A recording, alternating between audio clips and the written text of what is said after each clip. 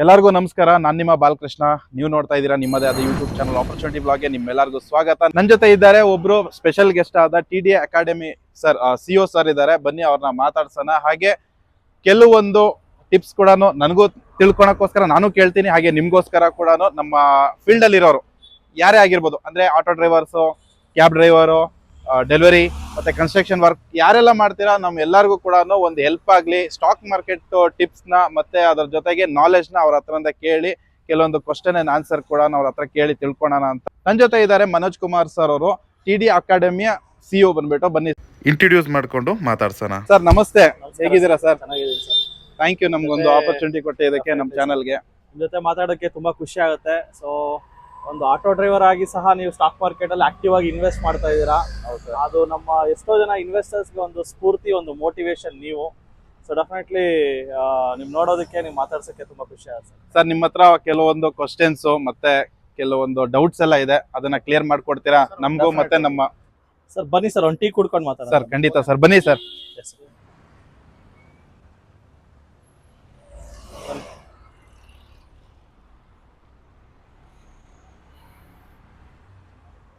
ಬನ್ನಿ sir, tea ಕುಡ್ಕೊಂಡು ಮಾತಾಡೋಣ.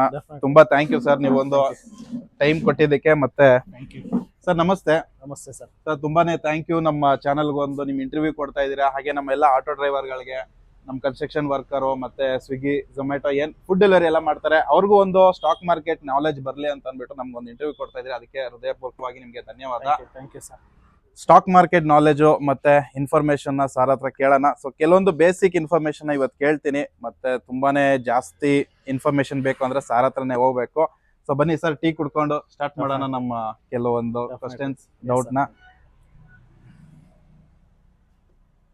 ಸರ್ ನಮ್ಮೆಲ್ಲ ವ್ಯೂವರ್ಸ್ಗೆ ನಿಮ್ ಪರಿಚಯ ಒಂದ್ ಸ್ವಲ್ಪ ಮಾಡಿ. ಡೆಫಿನೆಟ್ಲಿ. ಸೊ ನನ್ನ ಹೆಸರು ಮನೋಜ್ ಕುಮಾರ್, ನಾನು BE MBA ಗ್ರಾಜ್ಯುಯೇಟ್.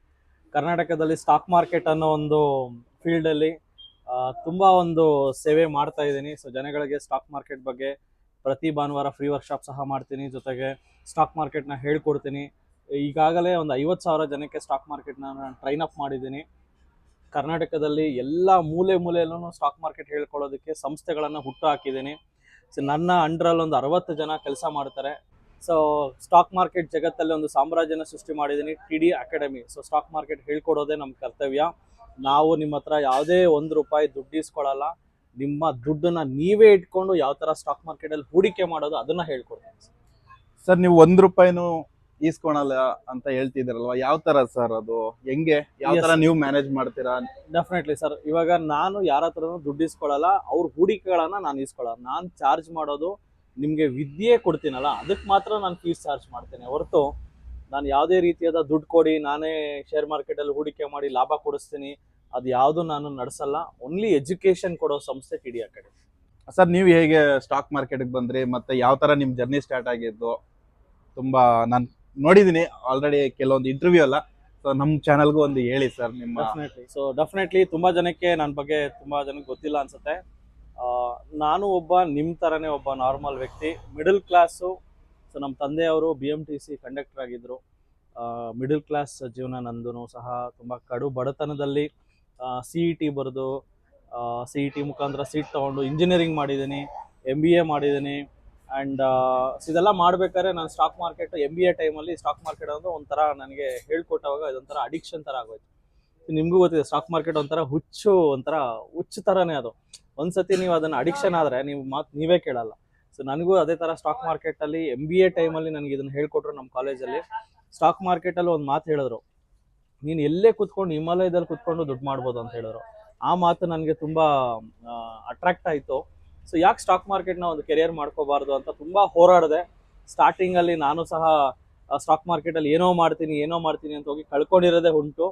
ಸ್ಟಾರ್ಟಿಂಗಲ್ಲಿ ಒಂದು 2-3 ವರ್ಷ ತುಂಬ ಕಷ್ಟದ ಜೀವನ, ಹಾಕಿದೆಲ್ಲ ಕಳ್ಕೊತಾ ಇದೆ. ಬಿಕಾಸ್ ನಾನು ಮಾಡ್ತಾ ಇದ್ದಿದ್ದೆ ಇಂಟ್ರಾಡೇ. ಸೊ ನಾನು ಇಂಟ್ರಾಡೇ ದೊಡ್ಡ ಪ್ರೇಮಿ. ಸೊ ಇವತ್ತು ನಾನು ಕರ್ನಾಟಕದಲ್ಲಿ ಯಾರ್ಯಾರು ಇಂಟ್ರಾಡೇ ಮಾಡ್ತಾ ಇದ್ದಾರೆ ಎಲ್ಲರಿಗೂ ಅವ್ರಿಗೆ ಬೈತೀನಿ, ಯಾಕಂದರೆ ಅದು ತುಂಬ ಕಷ್ಟ ದುಡ್ಡು ಮಾಡೋದು. ಸೊ ಆ ಥರ ಇಂಟ್ರಾಡೇ ಮಾಡಿ ಲಾಸ್ ಆಗಿರೋ ಜರ್ನಿಯಿಂದ ಇವತ್ತು ಸ್ಟಾಕ್ ಮಾರ್ಕೆಟಲ್ಲಿ ನಾನು 1 ಕೋಟಿ ಸಂಪಾದನೆ ಮಾಡಿದ್ದೀನಿ. ಅದು 1 ಕೋಟಿ ಹೆಂಗೆ ಮಾಡಿದೆ ಅಂತ ನಾನು ಮುಂದೆ ಹೇಳ್ತೀನಿ. ಡೆಫಿನೆಟ್ಲಿ ನನ್ನ ಜರ್ನಿ ಸ್ಟಾರ್ಟ್ ಆಗಿದೆ ನಾನು ಸಹ ಒಬ್ಬ ಫೇಲ್ಯೂರ್ ಸ್ಟಾಕ್ ಮಾರ್ಕೆಟಲ್ಲಿ. ಇವತ್ತು ಕರ್ನಾಟಕದಲ್ಲಿ ಇಷ್ಟು ಸಾವಿರಾರು ಜನಕ್ಕೆ, ಲಕ್ಷಾಂತರ ಜನಕ್ಕೆ ಸ್ಟಾಕ್ ಮಾರ್ಕೆಟ್ ಹೇಳ್ಕೊಡೋ ವ್ಯಕ್ತಿ ಆಗಿದ್ದೀನಿ. ಯಾಕಂದರೆ ನಾನು ನೊಂದಿ ಬೆಂದಿದ್ದೆ ಸ್ಟಾಕ್ ಮಾರ್ಕೆಟಲ್ಲಿ. ನಂತರ ನೋವು ಯಾರು ಪಡಬಾರ್ದು ಅಂದ್ಬಿಟ್ಟೆ ವಿದ್ಯೆ ದಾನ ಮಾಡ್ತಾ ಇರೋದು.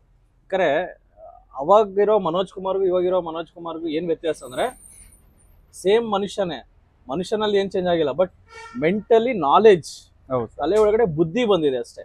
ಅವಾಗ ಬುದ್ಧಿ ಇರಲಿಲ್ಲ, ಇವಾಗ ಬುದ್ಧಿ ಬಂದಿದೆ. ಸೊ ಅದಕ್ಕೆ ಇವತ್ತು ನಾನು ಸಾಧನೆ ಮಾಡ್ತಾ ಇದ್ದೀನಿ. ಇಷ್ಟೇ ಸರ್ ವ್ಯತ್ಯಾಸ.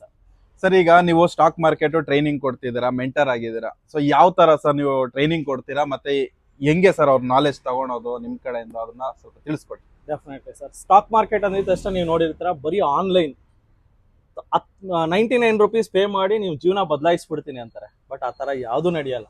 ಸ್ಟಾಕ್ ಮಾರ್ಕೆಟ್ ಅಂದಿದ ತಕ್ಷಣ ನನಗೆ ಅರ್ಥ ಆಗಿರೋದೇನೆಂದರೆ, ನಿಮ್ಮ ಪಕ್ಕದಲ್ಲಿ ಕುತ್ಕೋಬೇಕು, ನೋಡಿ ಸರ್ ಇದು ಬೈ, ಇದು ಸೆಲ್ಲು, ಈ ಥರ ಬೈ ಮಾಡಬೇಕು, ಇಲ್ಲಿ ಸೆಲ್ ಮಾಡಬೇಕು ಅಂತ ಮಗು ಥರ ಪಕ್ಕದಲ್ಲಿ ಕುತ್ಕೊಂಡು ಹೇಳ್ಕೊಟ್ರೆ ಅರ್ಥ ಆಗುತ್ತೆ. ಫೇಸ್ ಟು ಫೇಸ್ ಹೇಳಿದ್ರೆ ಅರ್ಥ ಆಗುತ್ತೆ. ಆನ್ಲೈನಲ್ಲಿ ನೀವು 1000 ವಿಡಿಯೋ ನೋಡಿ 1000 ನೀವು ಕಲ್ತ್ಕೊಂಡ್ರು ಸಹ ನೀವು ಮಾಡೋದು ಮಿಸ್ಟೇಕೇ ಮಾಡ್ತೀರಾ. ಸೊ ಅದರಿಂದ ಡೆಫಿನೆಟ್ಲಿ ನಾನು ಹೇಳ್ಕೊಡೋದು ಪಕ್ಕದಲ್ಲಿ ಕುತ್ಕೊಂಡು ಫೇಸ್ ಟು ಫೇಸು ನೀಟಾಗಿ ಈ ಥರ ಬೈ ಮಾಡಬೇಕು, ಈ ಥರ ಸೆಲ್ ಮಾಡಬೇಕು, ಈ ಥರ ಮಾಡಬೇಕು ಅನ್ನೋದು ನಮ್ಮ ಹತ್ರ 60 ಜನ ಟೀಮ್ ಇಟ್ಟಿದ್ದೀನಿ. 60 ಜನನೂ ನಿಮ್ಗೆ ಹೇಳ್ಕೊಡ್ತಾರೆ. ಫೇಸ್ ಟು ಫೇಸ್ ಹೇಳ್ಕೊಡ್ತೀವಿ ಆಫ್ಲೈನಲ್ಲಿ. ಸೊ ಯಾವ ಥರ ಅಂದರೆ ನಮ್ಮದು ಫ್ರೈಡೇ ಸ್ಯಾಟರ್ಡೆ ಸಂಡೇ ಕ್ಲಾಸ್ ಮಾಡ್ತೀವಿ. ಅದಾದಮೇಲೆ ಮತ್ತೆ 4 ದಿವಸ ರಿವಿಷನ್ ಮಾಡ್ತೀವಿ, ಮತ್ತೆ ರಿಪಿಟೇಷನ್ ಕ್ಲಾಸ್ ಮಾಡ್ತೀವಿ, ಮತ್ತೆ ರಿಪಿಟೇಷನ್ 4 ದಿವಸ ಮತ್ತೆ ಕೂರಿಸುವಾಗ 2 ಸತಿ ಪಾಠ ಕೇಳಿದಾಗ ನೀಟಾಗಿ ಅರ್ಥ ಆಗುತ್ತೆ.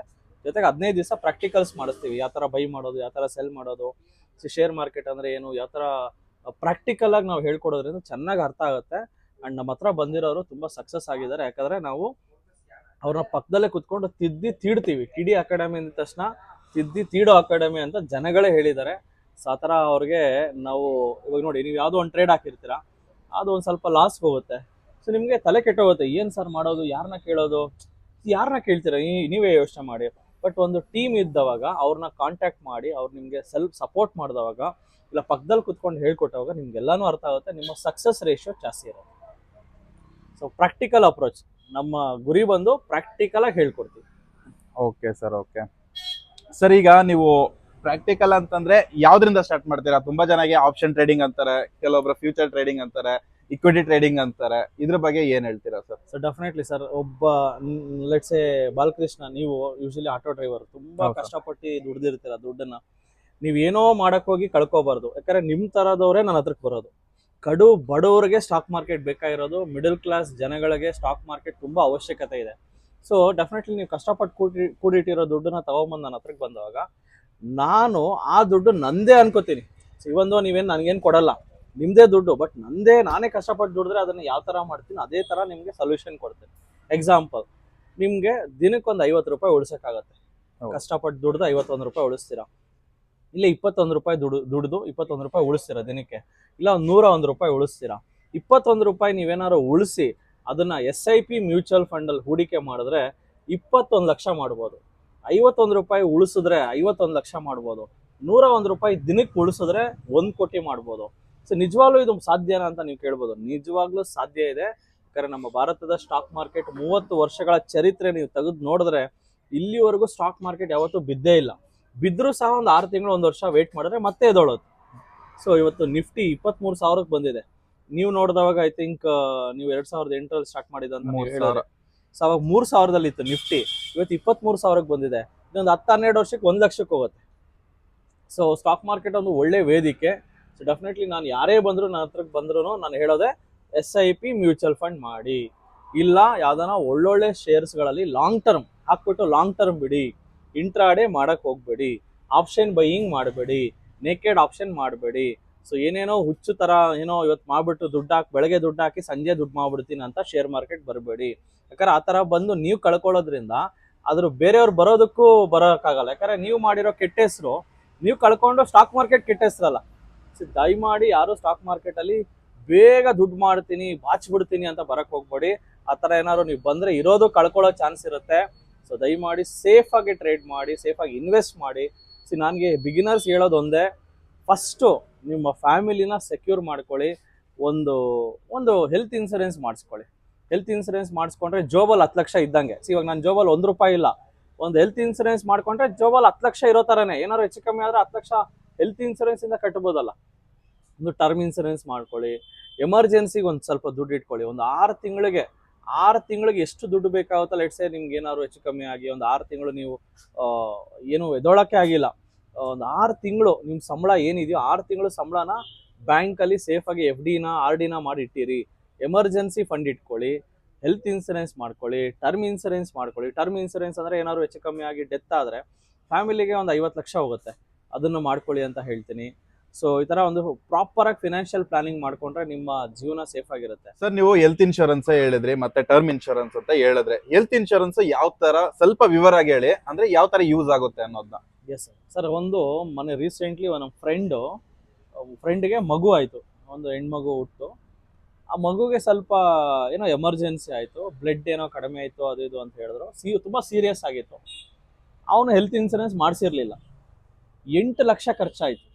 8 ಲಕ್ಷ ಅವನ ಹತ್ರ ದುಡ್ಡು ಇಲ್ಲ, ಸಾಲ ಮಾಡಿ 8 ಲಕ್ಷ ಖರ್ಚು ಮಾಡಿ ಮಗುನ ಹೆಂಗೋ ಉಳಿಸ್ಕೊಂಡ. ಬಟ್ ಈ 8 ಲಕ್ಷ ಬಡ್ಡಿ ಸಮೇತ ತೀರ್ಸೋಷ್ಟೆಲ್ಲ 16-20 ಲಕ್ಷ ಆಗುತ್ತೆ. ಅದು 8 ಲಕ್ಷಕ್ಕೆ ಬಡ್ಡಿ ಸಮೇತ 5 ವರ್ಷ ಬೇಕಾಗುತ್ತೆ 8 ಲಕ್ಷ ತೀರ್ಸೋದಕ್ಕೆ.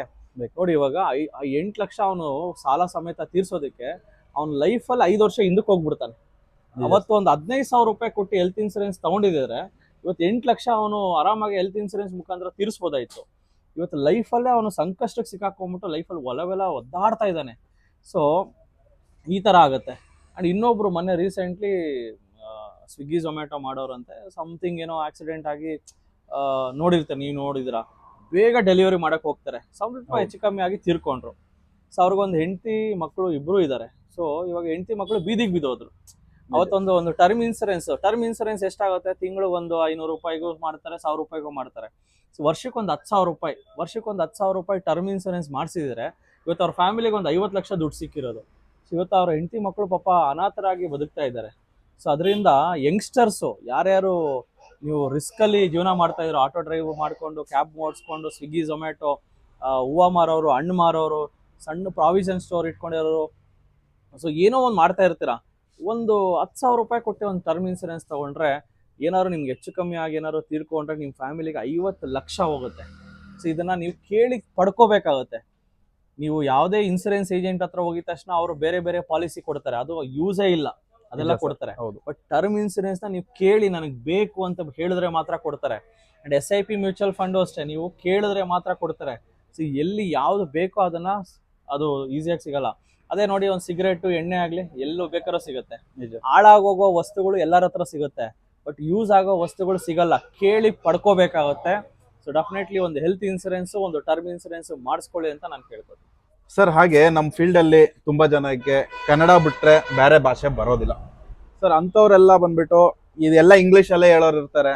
ಅಂಥವ್ರಿಗೆಲ್ಲ ಯಾವ ಕಡೆಯಿಂದ ತಗೊಳೋದು ಇದು ಟರ್ಮ್ ಇನ್ಶೂರೆನ್ಸ್ ಆಗಲಿ ಹೆಲ್ತ್ ಇನ್ಶೂರೆನ್ಸ್ ಆಗಲಿ, ನೀವು ಯಾವ ಯಾರಿಗೆ ರೆಫರ್ ಮಾಡ್ತೀರಾ ಸರ್? ನೀವು ಯಾವ ಥರ ಅದ್ರ ಬಗ್ಗೆ ತಿಳಿಸ್ಕೊಡಿ ಸರ್. ಡೆಫಿನೆಟ್ಲಿ ಯಾರ್ಯಾರಿಗೆ ನನಗೆ ಇಂಗ್ಲೀಷ್ ಬರಲ್ಲ, ಹಿಂದಿ ಬರಲ್ಲ, ನನಗಿದೆಲ್ಲ ತೊಗೊಳಕ್ಕಾಗುತ್ತಾ, ನಾನು ಯಾರನ್ನ ಕೇಳಬೇಕು ಅನ್ನೋ ಒಂದು ಗೊಂದಲ ಇರುತ್ತೆ ಸರ್. ಇದು ಕನ್ನಡ ಭಾಷೆಯಲ್ಲೇ ಡೆಫಿನೆಟ್ಲಿ ನೀವು ಕಲಿಬೋದು ಸರ್. ಇವಾಗ ತುಂಬ ನಾಲೆಜ್ ಗೇನ್ ಮಾಡ್ಬೋದು ಸರ್. ಇವಾಗ ನಿಮ್ಮ ಚಾನಲಲ್ಲೂ ಸಹ ತುಂಬ ಇನ್ಫಾರ್ಮೇಷನ್ ಕೊಟ್ಟಿದ್ದೀರಾ ಸರ್. ಮ್ಯೂಚುವಲ್ ಫಂಡ್ ಆಗಲಿ, ಟರ್ಮ್ ಇನ್ಸೂರೆನ್ಸ್ ಆಗಲಿ, ಹೆಲ್ತ್ ಇನ್ಸೂರೆನ್ಸ್ ಆಗಲಿ, ನಿಮಗೆ ಆನ್ಲೈನಲ್ಲೂ ಪರ್ಚೇಸ್ ಮಾಡ್ಬೋದು. ಪಾಲಿಸಿ ಬಜಾರಲ್ಲಿ ಹೋಗ್ಬಿಟ್ಟು ತುಂಬ ಚೀಪಾಗೂ ತಗೋಬೋದು.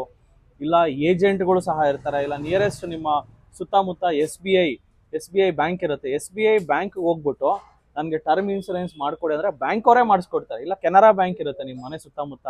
ಸೊ ಯಾವುದೇ ಬ್ಯಾಂಕ್ಗೆ ಹೋಗಿ ನನಗೊಂದು ಟರ್ಮ್ ಇನ್ಸೂರೆನ್ಸ್ ಮಾಡಿಕೊಡಿ ಅಂದರೆ ಬ್ಯಾಂಕ್ ಅವರೇ ಮಾಡಿಕೊಡ್ತಾರೆ. ಇಲ್ಲ ಹೆಲ್ತ್ ಇನ್ಸೂರೆನ್ಸ್ ಮಾಡಿಕೊಡಿ ಅಂದರೆ ಅವರ ರೆಫರೆನ್ಸ್ ಇದ್ದೇ ಇರುತ್ತೆ ಹೆಲ್ತ್ ಇನ್ಸೂರೆನ್ಸ್ಗಾಗಲಿ. ಸೊ ಏಜೆಂಟ್ಸ್ ಇರ್ತಾರೆ, ಏಜೆಂಟ್ಸ್ ಮುಖಾಂತರ ಮಾಡಿಸ್ಕೊಳ್ಳಿ. ಇಲ್ಲ ನಿಮ್ಗೆ ಏನಾದ್ರು ಗೊತ್ತಾಗ್ತಾ ಇಲ್ಲ ಅಂದರೆ ಡೆಫಿನೆಟ್ಲಿ ನಮ್ಮ TD ಸಂಸ್ಥೆ ಎಲ್ಲ ಕಡೆನೂ ಇದೆ, 8 ಕಡೆ ಬ್ರಾಂಚಸ್ ಇದೆ. TD ಸಂಸ್ಥೆಗೆ ನೀವು ಕರೆ ಮಾಡ್ಬೋದು. ಇಲ್ಲ ನಮ್ಮ ಸರ್ ಬಾಲಕೃಷ್ಣ ಅವ್ರಿಗೆ ನೀವು ಕರೆ ಮಾಡಿದ್ರು ಸ್ವಲ್ಪ ಅವ್ರಿಗೆ ಏನಾದ್ರು ಗೈಡೆನ್ಸ್ ಕೊಡ್ತಾರೆ ಸರ್. ಬಿಕಾಸ್ ನೀವು ಎಲ್ಲ ಮಾಡಿಸಿದ್ದೀರಾ, ನೀವು ಎಲ್ಲಿ ಮಾಡಿಸಿದ್ರು ಡೆಫಿನೆಟ್ಲಿ ನಿಮ್ಮ ನಂಬರ್ ಹೇಳಿದ್ರೆ ಅವರು ಏನಾದ್ರು ನಿಮ್ಮ ಫ್ರೀ ಟೈಮಲ್ಲಿ ತುಂಬ ವೀಕ್ಷಕರಿಗೆ ಹೆಲ್ಪ್ ಆಗುತ್ತೆ. ಸೊ ಎಲ್ಲಿ ಬೇಕಾದ್ರೂ ಮಾಡಿಸ್ಕೊಟ್ಟು ನಿಮಗೆ ಕನ್ನಡ ಭಾಷೆಯಲ್ಲೇ ಹೇಳ್ಕೊಡ್ತಾರೆ. ಅಂದರೆ ಬೆಸ್ಟ್ ಅಂದರೆ ಬ್ಯಾಂಕ್ಗಳಿಗೆ ಹೋಗಿ ಮಾಡಿಸ್ಕೊಳ್ಬೋದು. ಬಟ್ ಬ್ಯಾಂಕಲ್ಲಿ ನೋಡ್ಕೊಳ್ಳಿ. ಸೊ ಅವ್ರಿಗೆ ನಾಲೆಜ್ ಇದೆಯಾ, ಅವ್ರು ಮಾತಾಡೋದ್ರಲ್ಲೇ ಗೊತ್ತಾಗುತ್ತೆ. ಹೆಲ್ತ್ ಇನ್ಸೂರೆನ್ಸು, ಟರ್ಮ್ ಇನ್ಸೂರೆನ್ಸ್ ಬಗ್ಗೆ ನಾಲೆಜ್ ಇದೆಯಾ, ಅವ್ರನ್ನ ಕೇಳ್ಕೊಂಡು ಮಾಡಿಸ್ಕೊಳ್ಳಿ. ನಿಯರೆಸ್ಟ್ ಬ್ಯಾಂಕ್ ಎಲ್ಲೋದ್ರೂ ಮಾಡಿಕೊಡ್ತಾರೆ ಸರ್. ಇದ್ರ ಬಗ್ಗೆ ಏನು ತಲೆ ಕೆಡಿಸ್ಕೋಬೇಡಿ. ನಮ್ಗೆ ಆಗೋದೇ ಇಲ್ಲ, ನಮ್ಗೆ ಇದೆಲ್ಲ ಏನು ಗೊತ್ತಾಗೋದೇ ಇಲ್ಲ, ಆ ಥರ ಏನೂ ಇಲ್ಲ. ಸೊ ಇವಾಗ ನಮಗೆ ಇದ್ರ ಬಗ್ಗೆ ಎಜುಕೇಷನ್ ಕೊಡೋದಕ್ಕೆ ತುಂಬ ಜನ ಇದ್ದಾರೆ. ನಾವು ಸಹ ಎಜುಕೇಷನ್ ಕೊಡ್ತಾನೆ ಇದ್ದೀವಿ. ಪ್ರತಿ ಭಾನುವಾರ ಇದ್ರ ಬಗ್ಗೆ ಎಜುಕೇಷನ್ ಕೊಡ್ತೀವಿ. ಎಲ್ಲ ಬ್ರಾಂಚಸ್ಸಲ್ಲೂ ಫ್ರೀಯಾಗೇ ಎಜುಕೇಷನ್ ಕೊಡ್ತೀವಿ. ಸೊ ಯಾರಿಗೂ ಎಜುಕೇಷನ್ ಬೇಕಾದ್ರೂ ನಮ್ಮ ಹತ್ರ ಬಂದರೆ ನಾವು ಸಪೋರ್ಟ್ ಮಾಡ್ತೀವಿ, ನೀವು ಸಪೋರ್ಟ್ ಮಾಡಿ ಅಂತ ನಾನು ಕೇಳ್ತೀನಿ. ಖಂಡಿತ TD ಅಕಾಡೆಮಿ ಅವ್ರದ್ದು ನಂಬರ್ ಮತ್ತೆ ಡಿಸ್ಕ್ರಿಪ್ಷನ್ ಅಲ್ಲಿ ಕೊಟ್ಟಿರ್ತೀನಿ. ಅದ್ರ ಜೊತೆಗೆ ಸರ್ನ ಕೂಡ ನೀವು ಡೈರೆಕ್ಟ್ ಆಗಿ ನಂಬರ್, ಅವರ ಅಡ್ರೆಸ್ ಮತ್ತೆ ಅವ್ರ ನಂಬರ್ ಕೂಡ ಡಿಸ್ಕ್ರಿಪ್ಷನ್ ಅಲ್ಲಿ ಇರುತ್ತೆ, ನೀವು ಡೈರೆಕ್ಟ್ ಆಗಿ ಅವ್ರಿಗೆ ಕೂಡ ಕಾಂಟ್ಯಾಕ್ಟ್ ಮಾಡ್ಬೋದು. ಸ್ನೇಹಿತರೆ, ಈಗ ಬ್ಯಾಂಕ್ಗೆಲ್ಲ ಹೋಗಿ ಓಡಾಡ್ಕೊಂಡು ಮಾಡೋದಂದ್ರೆ ಸ್ವಲ್ಪ ಕಷ್ಟನೇ ಆಯ್ತಾ. ಸೊ ಸರ್ ಕೂಡ ಸರ್ ನಿಮ್ದೆ ಡೀಟೇಲ್ಸ್ ಕೊಡಿ, ಸರ್ ಕೂಡ ಇನ್ಫಾರ್ಮೇಶನ್ ಕೊಡ್ತಾರೆ. ಸರ್ ಇದ್ರ ಬಗ್ಗೆ ನಿಮ್ಗೆ ಏನೇ ಒಂದು ಮಾಹಿತಿ, ಇದ್ರ ಬಗ್ಗೆ ಕ್ಲಾಸಸ್, ಬಿಕಾಸ್ ನೀವೇನೇ ಒಂದು SIP ಆಗಲಿ, ಮ್ಯೂಚುವಲ್ ಫಂಡ್ ಆಗಲಿ, ಹೆಲ್ತ್ ಇನ್ಸೂರೆನ್ಸ್ ತಗೊಳಕ್ ಮುಂಚೆ ಅದ್ರ ಬಗ್ಗೆ ಒಂದು ಸ್ವಲ್ಪ ಕ್ಲಾಸಸ್ ತಗೊಳ್ಳೋದು ತುಂಬಾ ಒಳ್ಳೇದು ಅನ್ಕೋತೀನಿ. ಅದ್ರ ಬಗ್ಗೆ ಉಚಿತವಾಗಿ ಮಾಹಿತಿ ಕೊಡ್ತೀವಿ. Nearest branch Yelahanka, JP Nagar, Hubballi, Mysuru, so Kalaburagi, Davanagere, Mangaluru, Whitefield ಎಲ್ಲ ಕಡೆ ನಮ್ಮ ಶಾಖೆಗಳು ಬರ್ತಾ ಇದ್ದಾವೆ. ಆಲ್ರೆಡಿ ಇವಾಗ ಒಂದು 6 ಶಾಖೆಗಳನ್ನು 6 ಬ್ರಾಂಚ್ ಮಾಡಿದ್ದೀವಿ. ಬಂದು ಇನ್ಫಾರ್ಮೇಷನ್ ತಗೊಳ್ಳಿ. ನಿಮ್ಗೆ ಏನಾದ್ರು ನಾನು ಹೇಳೋದಂದ್ರೆ ಒಂದು ರಿಸರ್ಚ್ ನೀವು ಮಾಡ್ಬೋದು. ಇವಾಗ ಹೆಂಗಿದೆ ಅಂದರೆ ಪ್ರಪಂಚ ಪ್ರತಿಯೊಂದು ಆನ್ಲೈನಲ್ಲಿ ಎಲ್ಲ ಸಿಗುತ್ತೆ, ಬಟ್ ನೋಡಿಕೊಂಡು ಅವ್ರನ್ನ ಮೀಟ್ ಮಾಡಿ, ಫೇಸ್ ಟು ಫೇಸ್ ಸಿಗೋರ್ನ ಮೀಟ್ ಮಾಡ್ಕೊಂಡು ತಗೊಳ್ಳೋದು ಒಳ್ಳೇದು. ಬಿಕಾಸ್ ಆನ್ಲೈನಲ್ಲಿ ಏನಾಗುತ್ತೆ, ಒಂದೊಂದ್ಸತಿ ಯಾವುದೋ ಪಾಲಿಸಿ ತೊಗೊಂಡಿರ್ತೀರಾ, ಕ್ಲೈಮ್ ಮಾಡೋಕೆ ಹೋದಾಗ ಸಿಗಲ್ಲ, ಯಾಕಂದರೆ ನೀವು ಇನ್ಫಾರ್ಮೇಷನ್ ತಪ್ಪಾಗಿರ್ತೀರ. ಸೊ ಮೊನ್ನೆ ಒಂದು ರೀಸೆಂಟ್ ಏನಾಯ್ತು ಅಂದರೆ, ಒಬ್ಬರಿಗೆ ಕಿಡ್ನಿ ಸ್ಟೋನ್ ಇತ್ತು ಸರ್. ಅವರು ಅಲ್ಲಿ ಮೆನ್ಷನ್ ಮಾಡಿಲ್ಲ ಕಿಡ್ನಿ ಸ್ಟೋನ್ ಇದೆ ಅಂತ, ಪಾಲಿಸಿ ತೊಗೊಂಡಿದ್ದಾರೆ. ಕಿಡ್ನಿ ಸ್ಟೋನ್ ಟ್ರೀಟ್ಮೆಂಟ್ ಕೊಡಿ ಅಂತ ಹೋದಾಗ ಪಾಲಿಸಿ ಕ್ಲೈಮ್ ಆಗಿಲ್ಲ, ಯಾಕಂದರೆ ಕಿಡ್ನಿ ಸ್ಟೋನ್ಗೆ 2 ವರ್ಷ ವೇಟಿಂಗ್ ಪೀರಿಯಡ್ ಇರ್ತದೆ. ಸೊ ಹೆಲ್ತ್ ಇನ್ಸೂರೆನ್ಸ್ ತೊಗೊಂಡವಾಗ ನೀವು ಇದೆಲ್ಲ ನೋಡ್ಕೊಂಡು ತೊಗೋಬೇಕಾಗುತ್ತೆ. ಸೊ ನೀವೇನೇ ಹೆಲ್ತ್ ಇನ್ಸೂರೆನ್ಸ್ ತೊಗೊಂಡ್ರು 2 ವರ್ಷ ವೇಟಿಂಗ್ ಪೀರಿಯಡ್ ಇರ್ತದೆ. ನೀವು ಇಮಿಡಿಯೇಟ್ಲಿ ಹೆಲ್ತ್ ಇನ್ಸೂರೆನ್ಸ್ ತೊಗೊಂಡು ಸರ್ಜರಿ ಮಾಡಿಸ್ಕೋಬೇಕಾದ್ರೆ ಮಾಡೋಕ್ಕಾಗಲ್ಲ. ಸೊ ಇನ್ಫಾರ್ಮೇಷನ್ ತುಂಬ ಜನಕ್ಕೆ ಗೊತ್ತಿಲ್ಲ. ಸೊ ಟರ್ಮ್ ಇನ್ಸೂರೆನ್ಸು ಅಷ್ಟೇ, ಟರ್ಮ್ ಇನ್ಸೂರೆನ್ಸ್ ತೊಗೊಂಡು ಇಮಿಡಿಯೇಟ್ಲಿ ಸ್ವಲ್ಪ ಜನ ಏನೇನೋ ಆಗ್ಬಿಡುತ್ತೆ, ಅದಕ್ಕೂ 1 ಮಂತ್ ವೇಟಿಂಗ್ ಪೀರಿಯಡ್ ಇರ್ತದೆ. 1 ಮಂತ್ ಆದಮೇಲೆ ಏನಾದ್ರು ಹೆಚ್ಚು ಕಮ್ಮಿ ಆದರೆ ಕೊಡ್ತಾರೆ. 1 ಮಂತ್ ಮುಂಚೆ ಆದರೆ ಅದು ಸಂದೇಹ ಇರುತ್ತೆ, ಏನು ಇದು ಪಾಲಿಸಿ ಏನಾದ್ರು ಇವರು ಬೇಕಂತಾನೆ ಟರ್ಮ್ ಇನ್ಸೂರೆನ್ಸ್ ತೊಗೊಂಡು ಏನಾದ್ರು ಆಯ್ತಾ. ಸೊ ಅದರಿಂದ ಡೆಫಿನೆಟ್ಲಿ 1 ಮಂತ್ ಕೂಲಿಂಗ್ ಪೀರಿಯಡ್ ಅಂತ ಇರ್ತದೆ ಟರ್ಮ್ ಇನ್ಸೂರೆನ್ಸ್ಗೆ. ಹೆಲ್ತ್ ಇನ್ಸೂರೆನ್ಸ್ಗೆ 2 ಇಯರ್ಸ್ ಕೂಲಿಂಗ್ ಪೀರಿಯಡ್ ಇರ್ತದೆ. ಸೊ ಎಲ್ಲರೂ ಆರೋಗ್ಯವಾಗಿ ಇದ್ದವಾಗೆ ಹೆಲ್ತ್ ಇನ್ಸೂರೆನ್ಸ್ ತಗೊಳ್ಳೋದು ಒಳ್ಳೆಯದು. ಇವಾಗ ಅನಾರೋಗ್ಯ ಇದೆ, ಒಬ್ರಿಗೆ ಏನೋ ಹಾರ್ಟ್ ಪ್ರಾಬ್ಲಮ್ ಇದೆ, ಇನ್ನೊಬ್ರು ಕಿಡ್ನಿ ಪ್ರಾಬ್ಲಮ್ ಇದೆ, ಇನ್ನೊಬ್ರಿಗೆ ಏನೋ ಪ್ರಾಬ್ಲಮ್ ಇದೆ. ಸೊ ಅವಾಗ ಹೋಗಿ ಹೆಲ್ತ್ ಇನ್ಸೂರೆನ್ಸ್ ತಗೊಂಡ್ರು ನಿಮಗೆ 2 ಇಯರ್ಸ್ ಮತ್ತೆ ಕಾಯ್ಬೇಕಾಗತ್ತೆ. Okay sir. ಸೊ ಮತ್ತೆ ಇಮಿಡಿಯೇಟ್ಲಿ ಸರ್ಜರಿ ಎಲ್ಲ ಮಾಡೋಕ್ಕಾಗಲ್ಲ. ಇದೆಲ್ಲ ನಿಮ್ಗೆ ಇನ್ಫಾರ್ಮೇಶನ್ಗಳು ಯಾರು ಹೇಳ್ತಾರೋ ಅವ್ರ ಹತ್ರ ಹೋಗಿ ತಿಳ್ಕೊಂಡು ಮಾಡ್ಕೊಳ್ಳಿ ಅಂತ ನಾನು ಹೇಳ್ತೀನಿ. ಸರ್ ನಿಮ್ಮಲ್ಲಿ ಇದಕ್ಕೋಸ್ಕರ ಕೂಡ ಅಡ್ವೈಸ್ ಮಾಡ್ತೀರಾ ಸರ್? ಇದು ಡೆಫಿನೆಟ್ಲಿ ಇದಕ್ಕಂತಾನೆ ಟೀಮ್ ಇದೆ ಸರ್ ನಮ್ದು. ಸೊ ಟೀಮ್ ಇದೆ, ಮ್ಯೂಚುವಲ್ ಫಂಡ್ ಟೀಮ್ ಇದೆ, ಹೆಲ್ತ್ ಇನ್ಸೂರೆನ್ಸ್ಗೆ ಒಂದು ಟೀಮ್ ಇದೆ, ಲೈಫ್ ಇನ್ಸೂರೆನ್ಸ್ಗೆ ಒಂದು ಟೀಮ್ ಇದೆ. ಪ್ರಾಪರ್ ಆಗಿ ನಿಮ್ಗೆ ಗೈಡ್ ಮಾಡಿ, ನೀವು ಪಾಲಿಸಿ ತಗೊಳ್ಳೋದು ಬಿಡೋದು ಸೆಕೆಂಡ್ರಿ. ನಿಮ್ಗೆ ಎಜುಕೇಶನ್ ಅಂತೂ ನಾವು ಕೊಡ್ತೀವಿ. ಪಾಲಿಸಿ ತಗೊಂಡ್ರು ತಗೊಳ್ಳಿ, ಇಲ್ಲ ತಗೊಳ್ಳಿನಾರು ನಮ್ಗೆ ಏನು ಬೇಜಾರಿಲ್ಲ. ಸೊ ಇದಕ್ಕಂತಾನೆ ಡೆಡಿಕೇಟೆಡ್ ಟೀಮ್ ಇದೆ. ಅಂಡ್ ಅದರ ಬಗ್ಗೆನೇ ನಾವು ಸೇವೆ ಕರ್ನಾಟಕಕ್ಕೆ ಒಂದು ಫಿನಾನ್ಷಿಯಲ್ ನಾಲೆಜ್ ಲಿಟ್ರಸಿ ಕೊಡ್ಬೇಕಂತಾನೆ ನಾವು ನಿಂತಿದ್ದೀವಿ. 60 ಜನ ಟೀಮ್ ಇದ್ದೀವಿ. ಸೊ ನಾವು ಲಿಟ್ರಸಿ ಕೊಡ್ತೀವಿ, ನಾಲೆಜ್ ಕೊಡ್ತಾ ಇದ್ದೀವಿ. ನಮ್ಮ ದೇಶದಲ್ಲಿ ಬರೀ 8% ಜನಕ್ಕೆ ಅಷ್ಟೇ ದುಡ್ಡು ಹೆಂಗೆ ವರ್ಕ್ ಆಗುತ್ತೆ, ಫಿನಾನ್ಷಿಯಲ್ ನಾಲೆಜ್ ಇರೋದು. 92% ಜನಕ್ಕೆ ಫಿನಾನ್ಷಿಯಲ್ ನಾಲೆಜ್ ಇಲ್ಲ. ಅದನ್ನ ನಾವು ಇನ್ಫಾರ್ಮೇಶನ್ ಕೊಟ್ಟು ಅವ್ರನ್ನ ಫಿನಾನ್ಷಿಯಲ್ ನಾಲೆಜ್ ಕೊಡ್ತಾ ಇದೀವಿ. ಹೌದು ಸರ್. ಇವಾಗೆಲ್ಲ ಕೇಳ್ಪಟ್ವಲ್ಲ ಸರ್, ಈಗ ರೀಸೆಂಟ್ ಆಗಿ 8 ಕೋಟಿ ಇತ್ತು ಅಂದ್ರೆ ದೇಶನೇ ಬಿಟ್ಟು ಹೋಗ್ತಿದ್ದಾರೆ, ಯಾಕಂದ್ರೆ ಇಲ್ಲಿ ಟ್ಯಾಕ್ಸ್ ಹಂಗೆಲ್ಲ ಇರುವಂತದ್ದು. ಸ್ನೇಹಿತರೆ, ಗೊತ್ತಾಯ್ತಲ್ಲ ಎಷ್ಟೆಲ್ಲ ಇನ್ಫಾರ್ಮೇಶನ್, ಎಷ್ಟೆಲ್ಲ ಕನ್ಫ್ಯೂಷನ್ ಇರುತ್ತೆ ಅಂತ ಅಂದ್ಬಿಟ್ಟು ಮನೋಜ್ ಕುಮಾರ್ ಸರ್ ಅವರು ತುಂಬಾನೇ ಸಿಂಪಲ್ ವೇನಲ್ಲಿ ತಿಳಿಸ್ಕೊಟ್ಟಿದ್ದಾರೆ ಇನ್ಫಾರ್ಮೇಶನ್. ಸರ್ ನಿಮ್ಗೆ ಹೃದಯಪೂರ್ವಕವಾಗಿ ಧನ್ಯವಾದ ಸರ್. ನಿಮ್ ಟೈಮ್ ಕೊಟ್ಟು ಕೆಲವೊಂದು ಇನ್ಫಾರ್ಮೇಶನ್ ಎಲ್ಲ ಕೊಟ್ಟಿದ್ದೀರಾ, ತುಂಬಾನೇ ಥ್ಯಾಂಕ್ ಯು. Definitely sir. ಸ್ನೇಹಿತರೆ, ಇಲ್ಲಿಗೆ ಈ ವಿಡಿಯೋ ಮುಗಿಸ್ತಾ ಇದ್ದೀನಿ. ವಿಡಿಯೋ ಹೇಗಿತ್ತು ಅಂತ ತಿಳಿಸಿ. ಇಷ್ಟ ಆಗಿದ್ರೆ ಕೂಡಲೇ ಲೈಕ್ ಮಾಡಿ, ಸಬ್ಸ್ಕ್ರೈಬ್ ಮಾಡ್ಕೊಂಡು ಸಪೋರ್ಟ್ ಮಾಡಿ ಅಂತ ಹೇಳುತ್ತಾ ಮತ್ತೊಂದು ವಿಡಿಯೋ ಸಿಗ್ತೀನಿ. ಅಲ್ಲಿವರೆಗೂ ಟೇಕ್ ಕೇರ್, ಬಾಯ್, ನಮಸ್ಕಾರ.